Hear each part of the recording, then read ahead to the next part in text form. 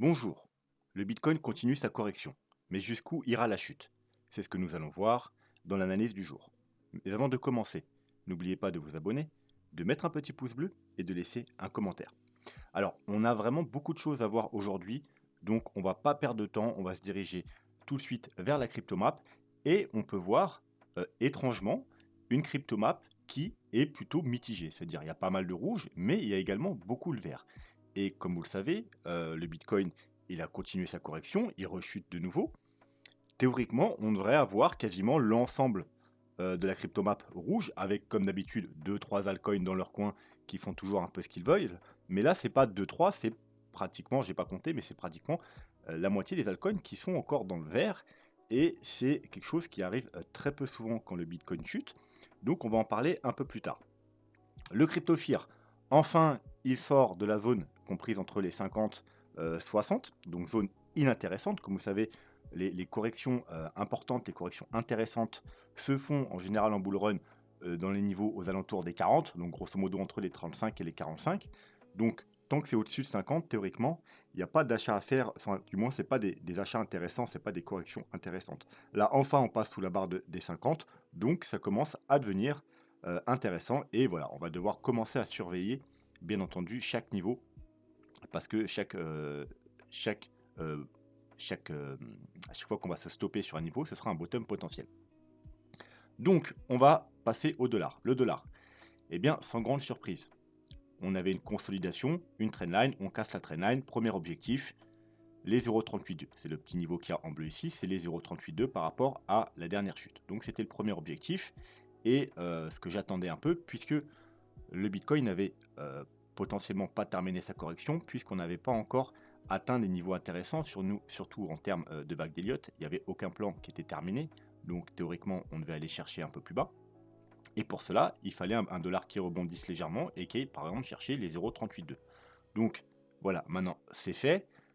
Est-ce que ça va s'arrêter là ou est-ce que le dollar va continuer à monter? Vous savez que plus ça va monter, plus ça va être bearish sur le Bitcoin. Et le niveau à surtout pas dépasser, eh bien, alors le premier niveau qu'il faudra éviter de dépasser, c'est déjà la zone de rechargement de short de cette tendance baissière, de cette petite vague baissière, tout simplement parce que ça veut dire qu'on ne serait pas juste dans un rebond, mais qu'on ira potentiellement faire des plus hauts. Et faire des plus hauts que ce niveau-là équivaudrait à valider un énorme W weekly sur un très gros support long terme. Donc c'est vraiment quelque chose qu'on ne veut pas voir puisque ça nous donnerait un dollar haussier sur du moyen long terme et donc un Bitcoin baissier sur des moyens long terme. Et potentiellement un Bitcoin qui chuterait pendant encore plusieurs mois. Voilà, donc c'est pas du tout ce qu'on veut. À part si, bien entendu, vous n'êtes pas placé sur Bitcoin et vous voulez un Bitcoin très peu cher, pourquoi pas le retour aux 15 000 dollars, voire même plus bas. Donc là, oui, effectivement, c'est le scénario que vous voulez voir. Mais pour tous les autres, c'est surtout ce qu'on ne veut pas voir. Donc on continuera à surveiller ça attentivement.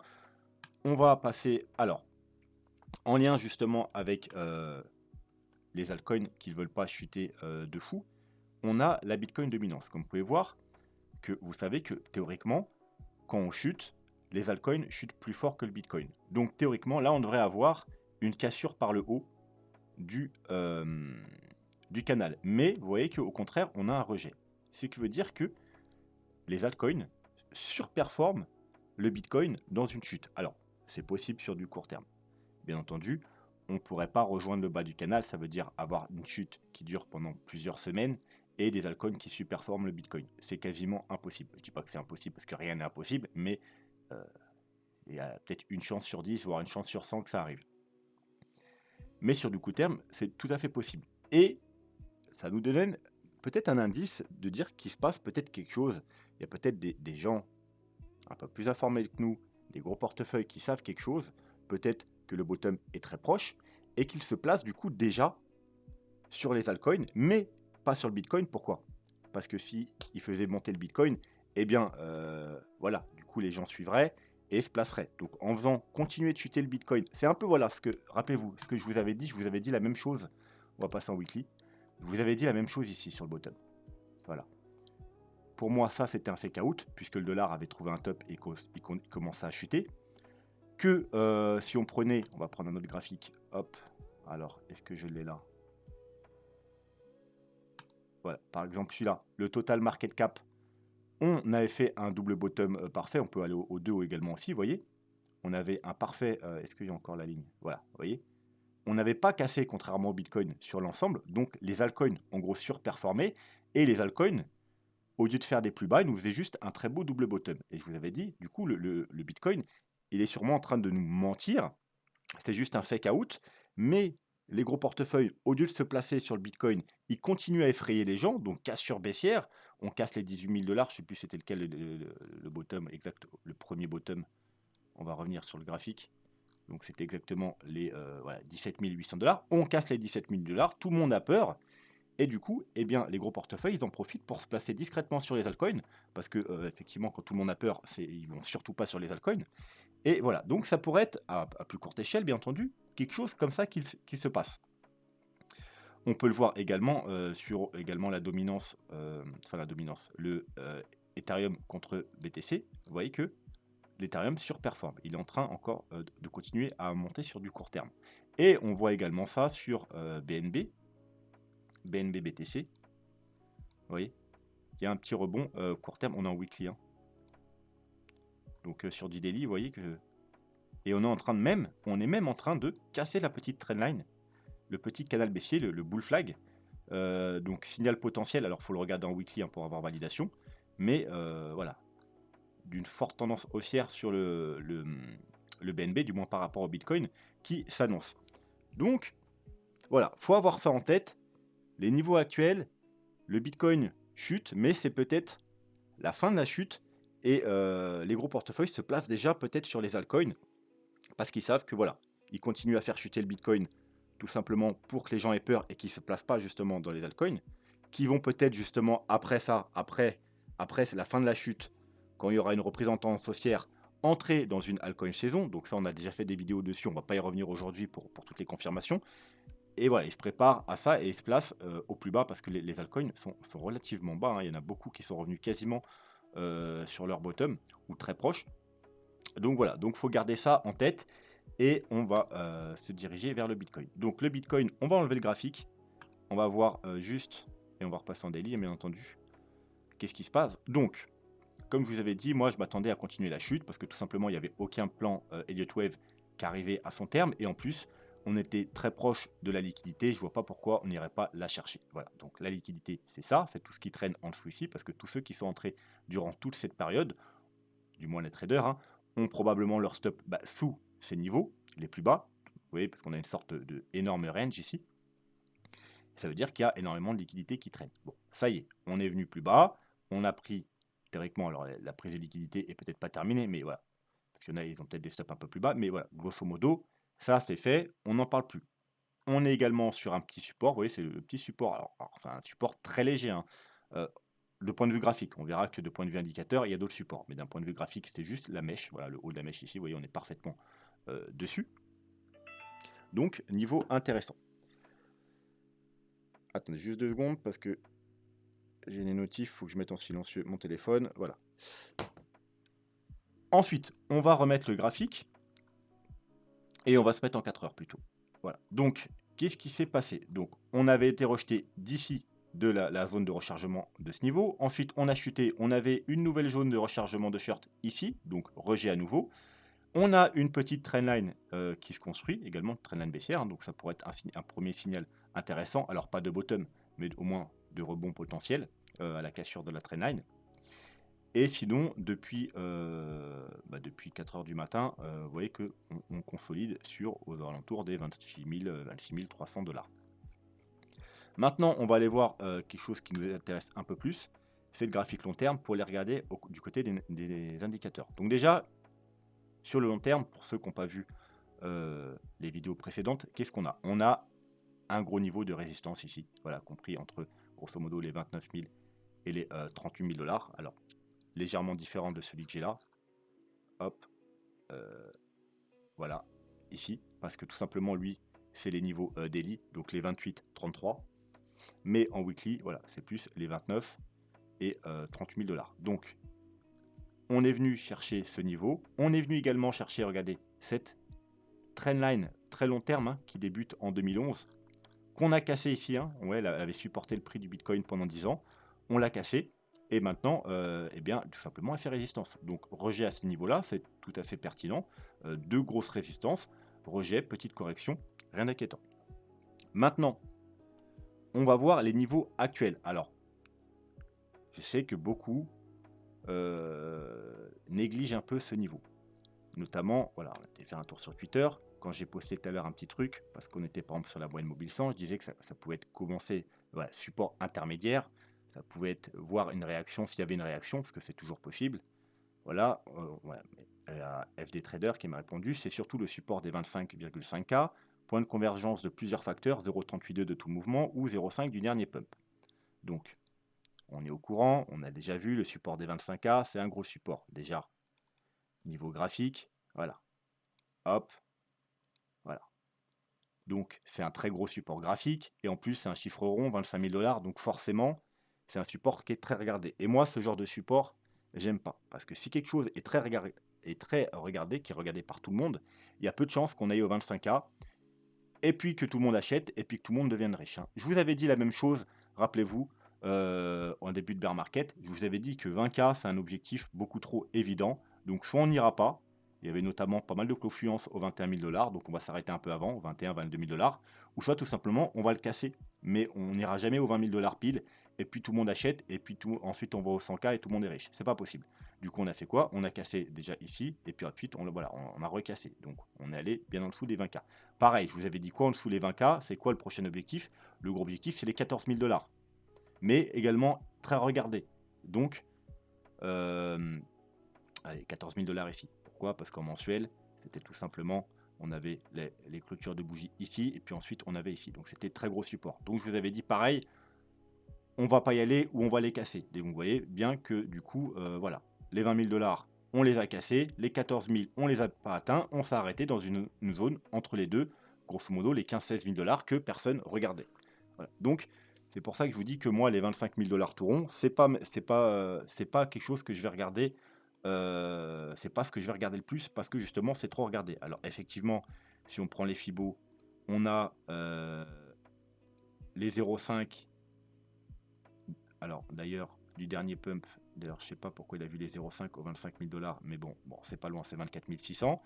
Et on a ensuite, par rapport à toute la hausse, alors, est-ce que mon Fibo ne serait pas en logarithmique? Voilà, ok. My bad, c'est pour moi. 0,382, donc effectivement, pile aux 25 000 $. Donc, vous voyez, en plus, il y a les 0,382, donc c'est vraiment un niveau hyper évident, parce qu'il est pile aux 25 000 $. Et ensuite, par rapport au dernier pump, on a pile les 0,5. Donc vous voyez que effectivement, c'est quelque chose où il y a une confluence, mais c'est un niveau beaucoup, beaucoup trop évident.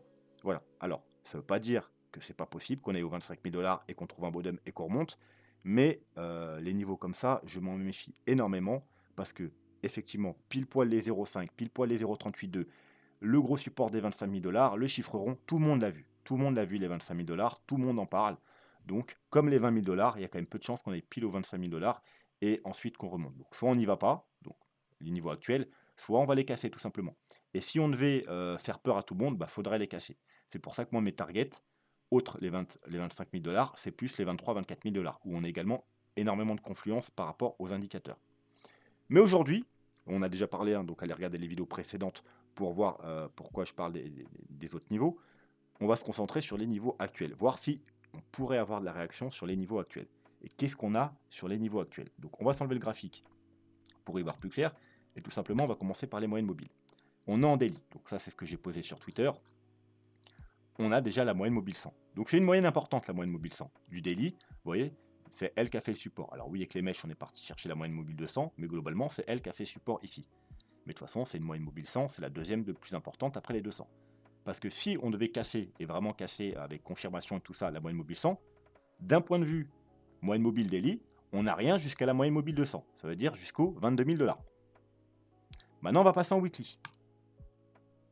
Et en weekly, on a quoi? On a la moyenne mobile de 100. Et vous savez que c'est dans toutes les moyennes mobiles, c'est la plus forte, la plus importante. C'est elle qui avait soutenu le Bitcoin depuis tout le temps. Là, bon, on n'a pas d'historique, mais si on avait l'historique, on l'aurait jamais cassé. Elle a fait support ici pendant le bear market de 2015 par 2 fois. Elle a fait support ici. Elle a fait support ici avec une petite mèche, mais on l'a réintégré rapidement. Mais ce coup-ci, on l'a cassé. Elle a cassé, donc ensuite, elle a joué résistance, résistance, résistance, résistance. On l'a enfin cassé. Et là, on est en train de faire un pullback. Et là, on est quasiment pile dessus. Est-ce qu'on l'a touché? On l'a touché, oui, on l'a touché au poil de cul près. Ouais, on l'a touché au poil de cul. Donc, alors bien entendu, gardez en tête que c'est du weekly. Donc c'est un support weekly. Donc bien entendu, on peut faire une mèche en dessous. Mais ce qu'on ne veut pas, c'est de clôture en dessous. Donc, parce que là, ça commencera à devenir bearish. Hein, vous voyez, c'est une grosse résistance, un gros support. On le casse, grosse résistance, on repasse au-dessus. Un pullback, oui, une petite mèche en dessous, pourquoi pas. Mais s'installer en dessous, ce serait complètement bearish. Donc, on est quand même sur un support important. Il ne faut pas négliger les 26 000 $. Support important. On a la moyenne mobile 100 daily, la moyenne mobile 200 weekly, mais c'est pas tout. C'est pas tout. On a également, si on va voir sur Ishimoku, et on est toujours en weekly, on est sur la Tenkan Ishimoku. Et pareil, si on casse la Tenkan, vous voyez que c'est direction la Kijun aux 23 000 $. D'ailleurs, excusez-moi, j'ai oublié de vous montrer, mais en daily, on n'avait rien si on casse la 200, enfin la 100, excusez-moi, jusqu'aux 22 000 $.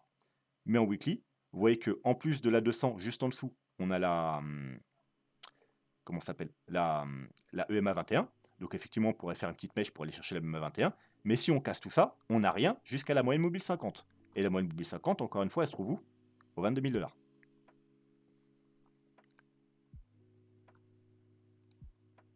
Donc tout ça pour dire qu'il y a du gros support au niveau actuel, que si on les casse, effectivement, il y a le gros support des 25 000 $, mais beaucoup trop regardé, donc il faudrait plus s'attendre à aller rechercher les 22, 23, 24 000 $. Notamment, souvent la Kijun, très important. On va aller voir du côté du ruban maintenant, des moyennes mobiles, et on reste en weekly. Et encore une fois, on est sur du gros support. On a un gros support, le ruban. D'ailleurs, si vous vous rappelez, en weekly, si on est bien en bull run, bien entendu, parce que vous savez qu'en weekly, on a confirmé le bull run, théoriquement, mais par contre, en mensuel, hein, et là, vous pouvez voir la vidéo, hop, il faut revenir quelques temps en arrière, si ce n'est pas déjà fait, allez voir, Bitcoin à 10K toujours possible, il y a l'analyse mensuelle, il y a pourquoi c'est toujours possible d'aller au 10K, enfin pas forcément 10K, mais c'est une target possible, allez voir la vidéo. En mensuel, on n'a toujours pas confirmé le bull run, la reprise de tendance haussière, long terme. Alors, hop, non, j'en étais là. Donc, le ruban, si on remonte dans le passé, à chaque fois qu'on est en bull run et qu'on vient toucher le ruban, c'est des excellents points d'achat.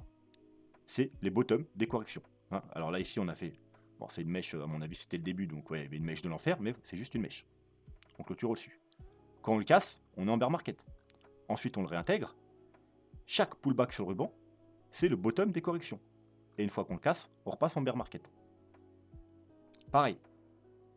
Chaque bottom se fait sur ce ruban. C'est des excellents points d'achat. Et une fois qu'on le casse, on revient en bear market. Voilà. Le dernier bull run, pullback, pullback, excellent point d'achat, pullback, avec un mini fake out, mais vous voyez qu'on n'a pas eu la confirmation. Clôture du bougie, hop, directement réintégré. Encore une fois, pullback, excellent point d'achat, tout ça. À partir du moment où on le casse, avec confirmation, c'est fini, bear market. Donc, il y a du gros support. Bien entendu, le ruban, il est un peu large. Enfin, il est large. Il n'est pas extrêmement large, mais vu que c'est du weekly, il va quand même jusqu'aux 24 000, arrondissons aux 24 800 $. Donc, on pourrait aller aux 24 800 $. On pourrait même, comme ici, faire une petite mèche en dessous. Aller chercher les 23 22 000 $. Donc, gros support. Mais par contre, ce qu'on ne veut pas, c'est clôturer en dessous. Parce qu'on repasserait en territoire de bear market. Donc, clôturer en dessous les 24 000 $ en weekly, ce serait très mauvais signe. Mais voilà, tout ça pour vous dire qu'on est déjà sur un gros support. On n'est pas forcément obligé d'aller aux 25 000 $. Ou plus bas. Et si on va aux 25 000 $, je pense qu'on ira plus bas. 24, 23, 22 000 $.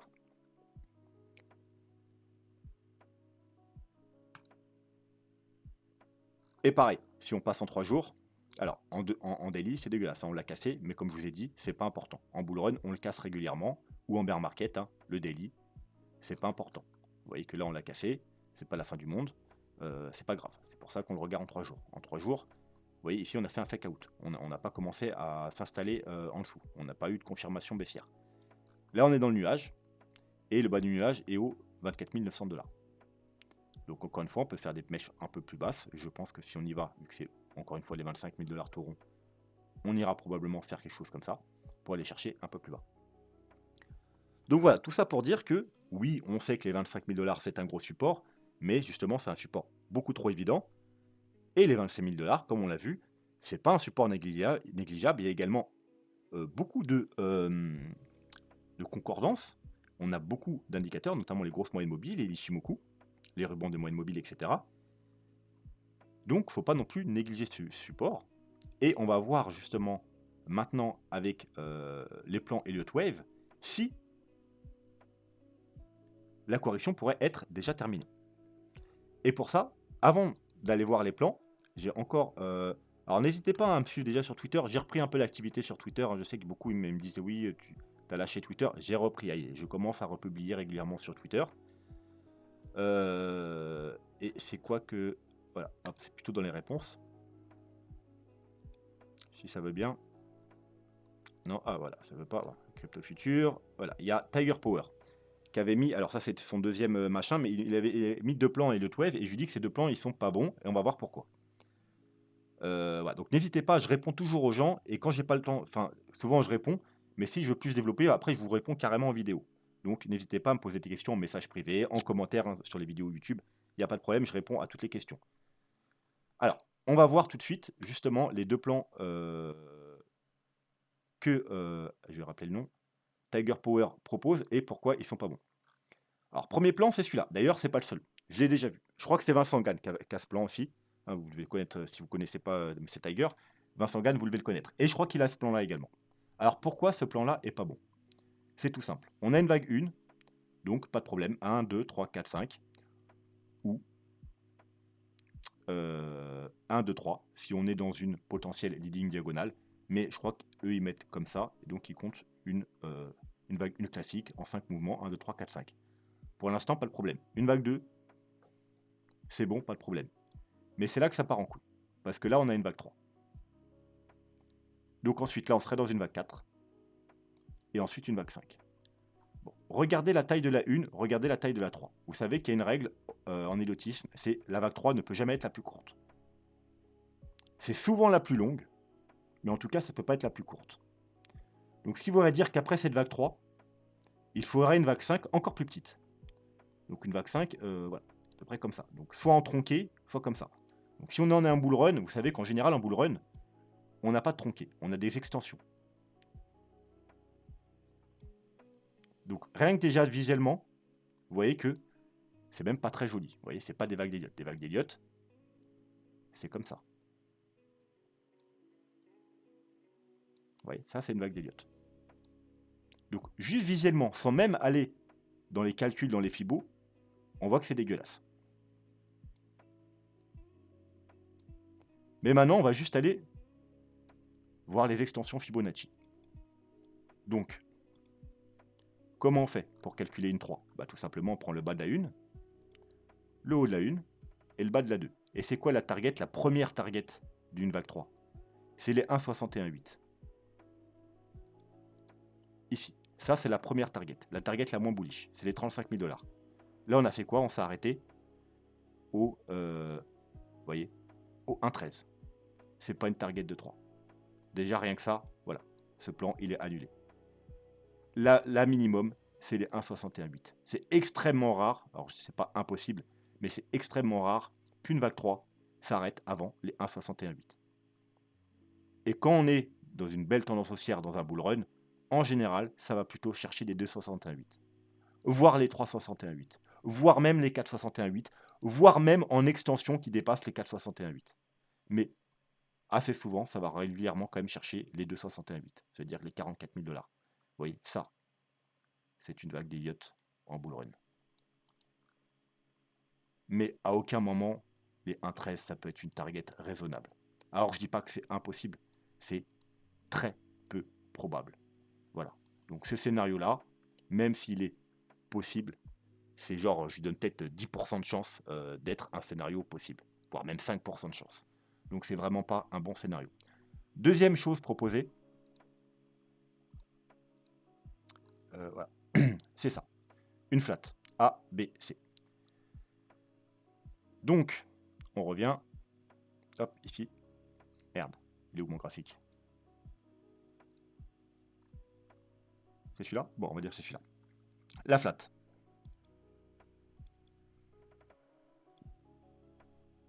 Une A, une B, et là on cherche une C. Alors, une flat c'est quoi? Une flat commence à partir des 0,90. Ça veut dire, si on est en dessous des 0,... Une flat c'est une correction, n'oubliez pas. Une correction assez bullish. On appelle ça également correction à plat, correction horizontale. Tout simplement parce que elle peut aller très haut, quasiment autant, enfin la vague B peut retracer autant que ici, voire même plus haut. On compte une flat dès que ça dépasse les 0,90. Avant, c'est une zigzag. Voilà. Donc, on prend retracement. On va essayer d'être précis. On va zoomer. Donc, quand vous avez une correction comme ça et qu'on remonte, quand on vient aux... Alors, si on vient au 0,90, ça peut plus être une zigzag. Donc, soit que la correction est finie, soit on est dans une flat. Donc, les objectifs d'une flat, c'est quoi? C'est 0,90. Les 1, ça doit être double top. 1,13, 1,23,6. Dans de rares cas, on peut aller jusqu'au 1,61,8. Mais à partir du moment où on dépasse les 1,61,8, c'est fini, c'est plus une flat. C'est plus une flat. Voilà. Et là, on a dépassé les 1,61,8 largement. Donc, encore une fois, très peu de chance qu'on soit dans une flat. Moi, personnellement, dans mes analyses, quand on dépasse les 1,68, c'est pas une flat. Voilà.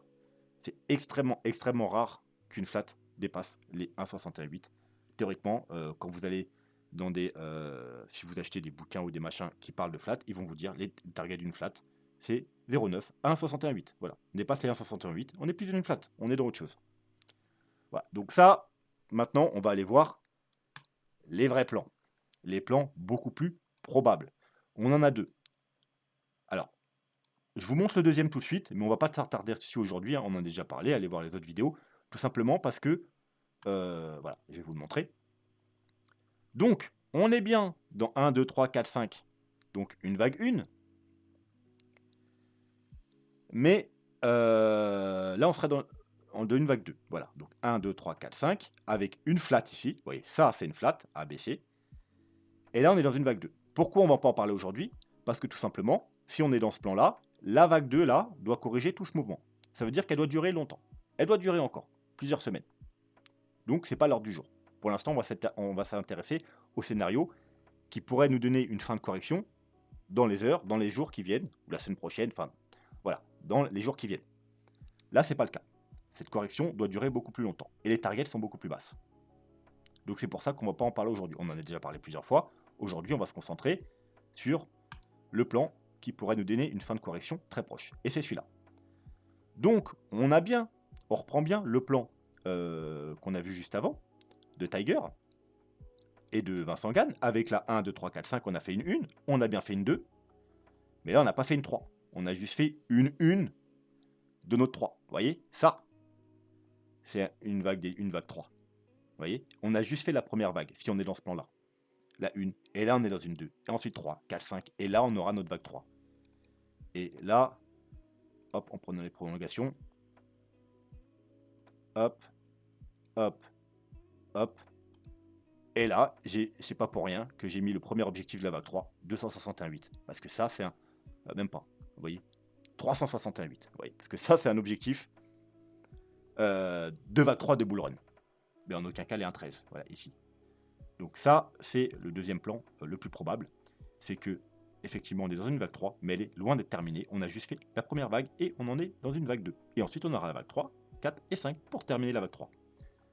Donc, on a fait la vague 1, on est dans la vague 2. Les statistiques principales de la vague 2, vous le savez, c'est les 0,5, les 0,68. On va les remettre.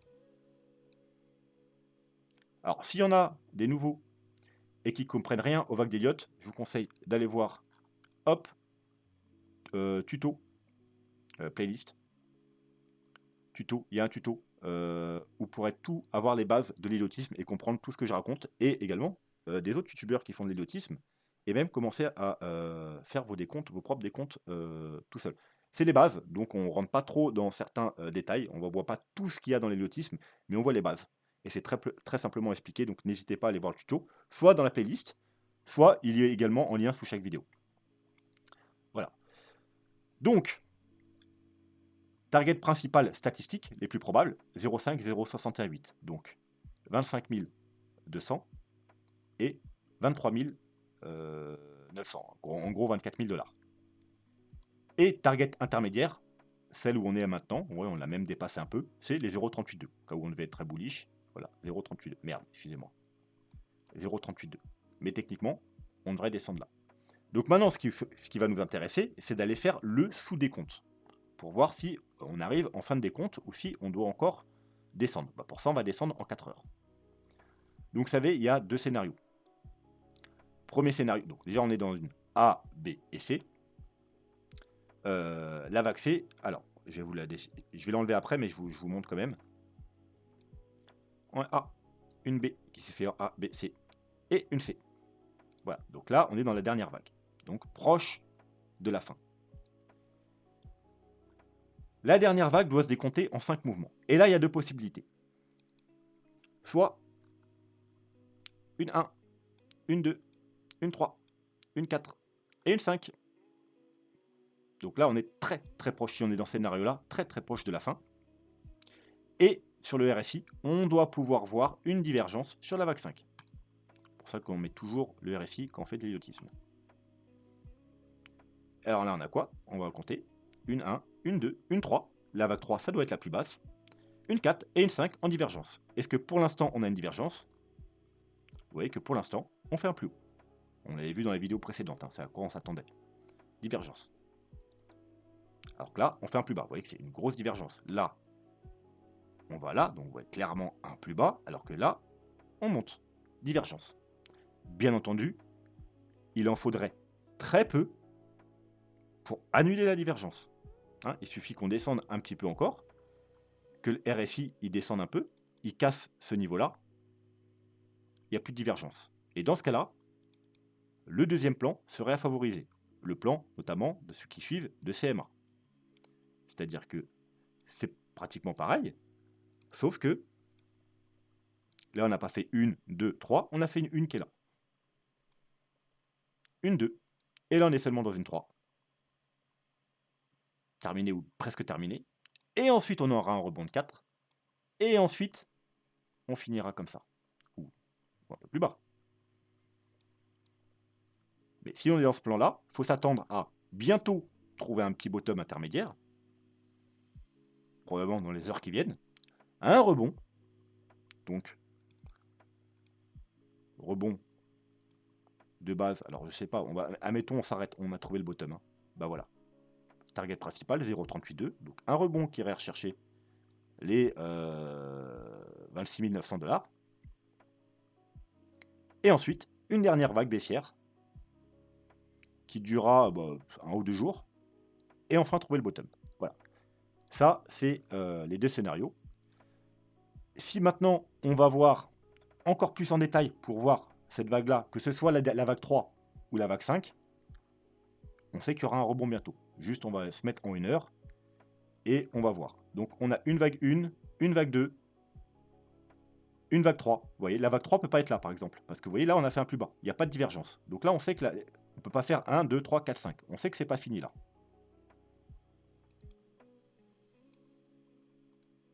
1, 2, voilà. On ne peut pas mettre la 3 là, parce que la 3 là, c'est pas la plus basse et il n'y a pas de divergence avec la vague 5. Donc c'est forcément la 3 là. Vous voyez. On est dans une 4 là. Terminée ou pas. Hein. Ça peut prendre un peu son temps. Hein. Et bref, on est dans une 4. Et techniquement, il reste une dernière vague. Donc, peu importe le scénario, techniquement, on devrait recasser ça et avoir une divergence. Donc, vous voyez, vague 4, fini ou pas, hein, donc là, on pourrait continuer à monter un peu. Ensuite, redescendre et il faudrait que ça diverge en 1 heure pour cette sous-vague. Et quand cette sous-vague sera finie, eh bien, soit ça sera terminé parce qu'on aura fait notre 1, 2, 3, 4, 5, si on n'est pas venu plus bas casser ce niveau-là pour annuler la divergence. Dans ce cas-là, si on est plus bas, eh bien, comme sur le petit time frame, comme en 1 heure, Comme je vous ai dit qu'ici, on ne pouvait pas être dans une vague 5 parce qu'il n'y a pas de divergence, eh ben, ce sera pareil. Donc du coup, je vais enlever ça. Ici, ce sera pas la vague 5 parce qu'il n'y aura plus la divergence, ce sera la vague 3. Et dans ce cas-là, eh bien, une fois qu'on aura notre dernier petit cassure ici, que c'est terminé, eh bien, on aura un rebond et après notre dernière vague. Si on a toujours notre divergence, eh bien, probablement, c'est que on sera probablement dans ce cas de figure.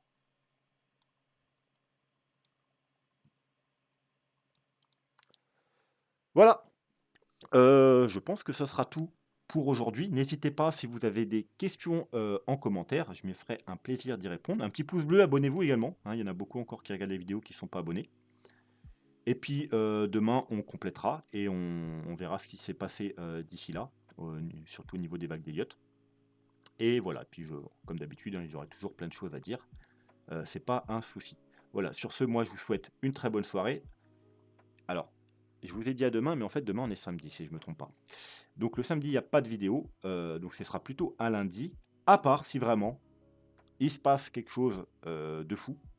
Bon, déjà, j'essaierai de vous tenir au courant sur Twitter. Et si vraiment il y a besoin, exceptionnellement, vous savez, je vous ferai une petite vidéo. Voilà. Donc, s'il ne se passe pas grand-chose, je vous dis à lundi. Si ça bouge beaucoup, peut-être, je vous dis à demain. Quoi qu'il en soit, je vous souhaite d'avance un bon week-end et je vous dis à bientôt. Tchuss.